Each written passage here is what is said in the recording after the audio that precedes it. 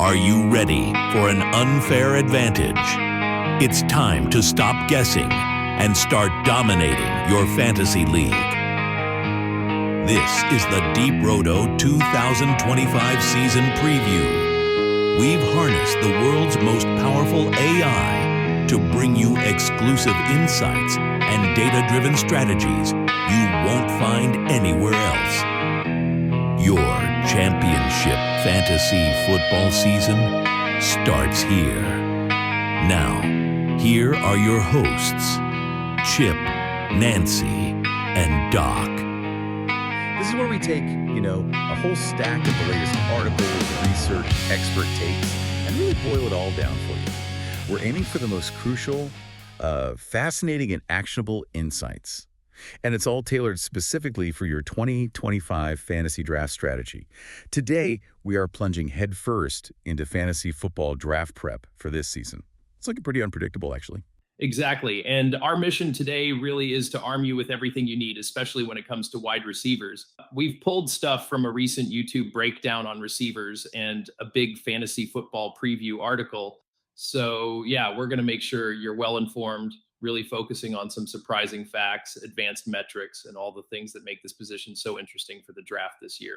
Okay, let's dive right in then. This dynamic landscape. 2025 is already looking like one of the most volatile seasons we've seen in a while. You've got rookie phenoms coming in, blockbuster trades, shaking things up, guys coming back from major injuries. It's really changing the rankings. Yeah. It's a bit of a wild ride already.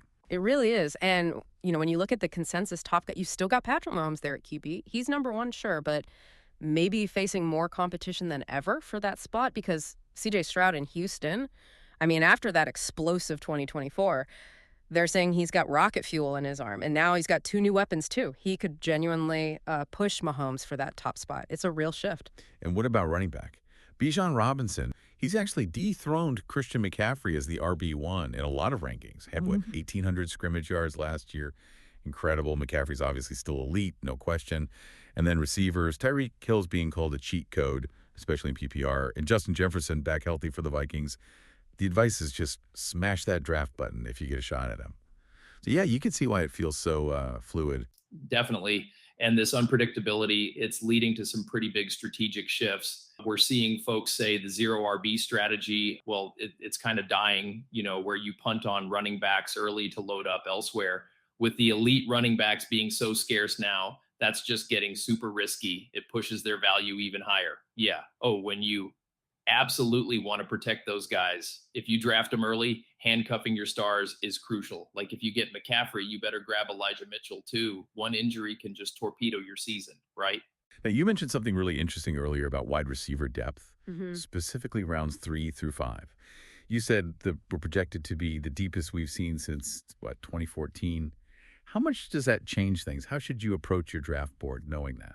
Oh, it's huge. That depth, it fundamentally changes how you value positions. It tells you that you don't necessarily have to force a wide receiver pick early on. If a top running back, say, falls into your lap in the first or second round, you can probably take him, knowing there's going to be really good receiver talent still available in those middle rounds. Okay, so we've kind of set the stage, the volatility, the running back scarcity, but let's pivot now. Really focus on the position that's dominating all the talk, wide receivers. There are some fascinating strategic angles here, and it apparently starts with something pretty surprising, their age. Yeah, it's actually quite remarkable when you break it down. There's this interesting age dynamic. If you look at first-round running backs, their average age is around 26, and you've got three key guys who are 28 or older. That's Barkley, McCaffrey, Henry. Now compare that to first-round wide receivers, their average age, only 25, and not a single one of them is over 26. Wow, that's quite a gap. It is, really yeah. Flips the old script, doesn't it? Usually you think of RBs peaking earlier. So what are the big takeaways from this age thing? Well, what the data seems to be screaming is, if you're chasing production and trying to minimize injury risk with those crucial early picks, wide receivers offer a pretty clear youth advantage and potentially a higher ceiling, too. It often means more bang for your buck on draft day. You're getting more points, potentially more longevity with those top wideouts. Like, look at the last 3-4 seasons. 27 first-round running backs averaged, 17.2 PPR points per game. The 17 first-round receivers, they averaged a higher 19 PPR points per game. 19, okay? And this whole age discussion apparently even sparked this kind of fun idea, an all 29 or older team challenge. Have you ever messed around with that, like leaning into veteran value? Not a full team, no, but I've definitely, tried to snag those older vets later in drafts for value. It's a fun thought experiment, though, isn't it? Imagine trying to build around guys like Aaron Rodgers, Travis Kelce, Tyreek Hill, Joe Mixon, Mike Evans, Davante Adams. It shows there's still value there for sure, but it also really highlights that youth movement at the very, very top of the receiver board right now. So, given all this, what's the sort of framework people are using for receivers this year? I've heard this phrase, elite top 9, then blobs. Can you break that down? And does your view line up with that? Yeah, that's a good way to put it, and it definitely shapes strategy. The elite top 9, then blobs idea, it basically means there's a pretty clear top tier, like 8 or 9 guys who just stand out. My view, yeah, it's pretty similar. I see about 8 truly elite guys. Jamar Chase, CeeDee Lamb, Amon-Ra St. Brown, Puka Nacua, Malik Nabers, Brian Thomas Jr., Nico Collins, guys like that. Getting one of them feels almost necessary if you want that consistent week-winning production. Okay, elite 8 or 9, and then the blob. What that mean for you when you're actually building your roster? Right, the blob. So after those top guys, you hit this, blob, this big group of pretty usable receivers.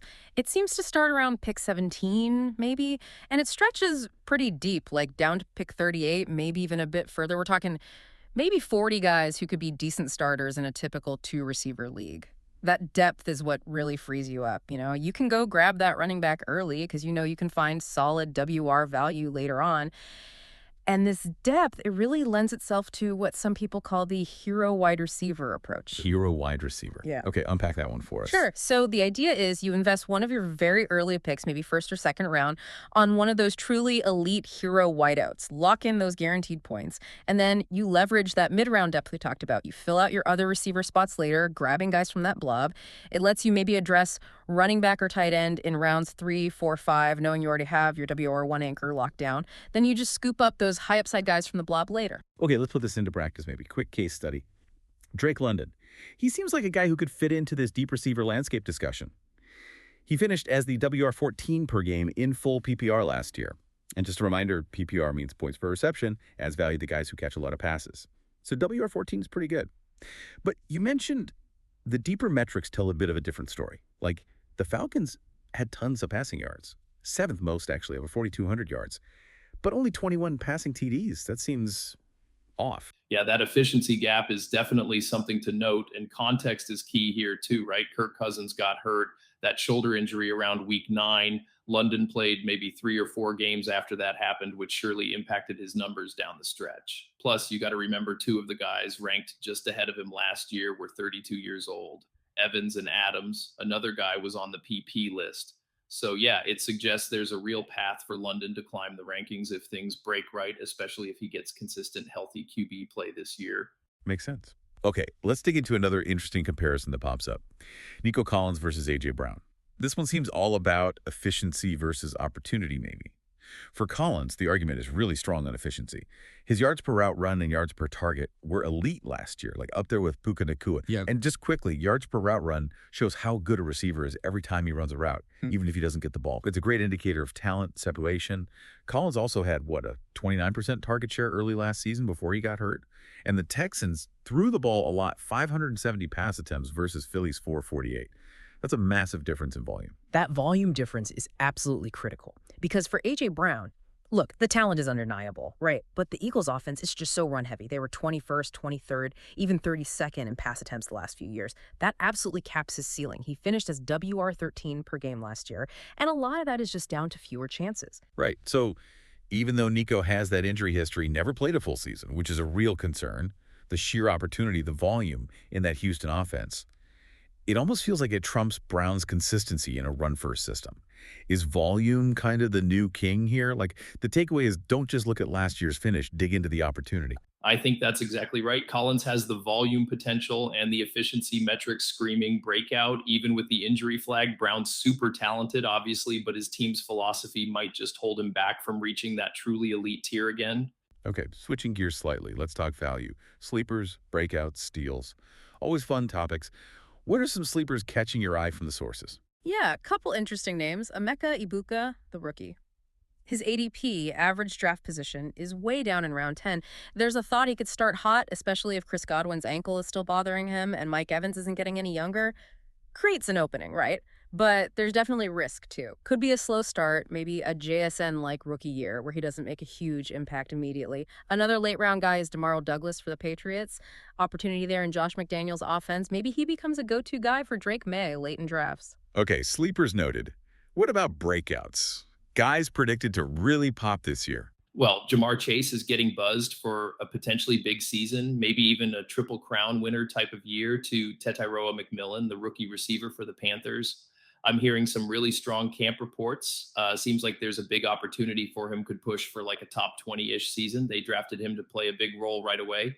And Xavier Worthy was selected by the Kansas City Chiefs in the first round with the 28th overall pick in the 2024 NFL draft, which was traded to them by the Buffalo Bills. Yes, Rashee Rice is expected to play in the 2025 NFL season. While he has faced some legal issues and a potential suspension stemming from a past incident, he is expected to be available for the majority, if not all, of the season. Apparently, his short area route running has improved. Plus, he's got that game-breaking deep speed. And for a straight-up steal, Jacoby Myers. Yeah. Seeing him mentioned, top 30 per game, 3 years running, but his ADP is like WR41 right now. Seems too low. Yeah, Myers is definitely undervalued. And just quickly, some other camp standouts getting mentioned. Tadella McMillan again, Matthew Golden, Emeka Ibuka, Torrey Horton, Adai Mitchell. Keep those names on your radar late. They're the kind of guys who win leagues. Always good to have those deep names. But, all right, every draft has potential pitfalls, right? Let's talk potential busts, guys maybe being overdrafted or carrying too much risk. Amon-Ra St. Brown. Seen some skepticism there, people thinking WR4 might be too high. Yeah, there's a bit of concern. The projection is maybe more like a low-end WR1, not that locked-in top 5 guy.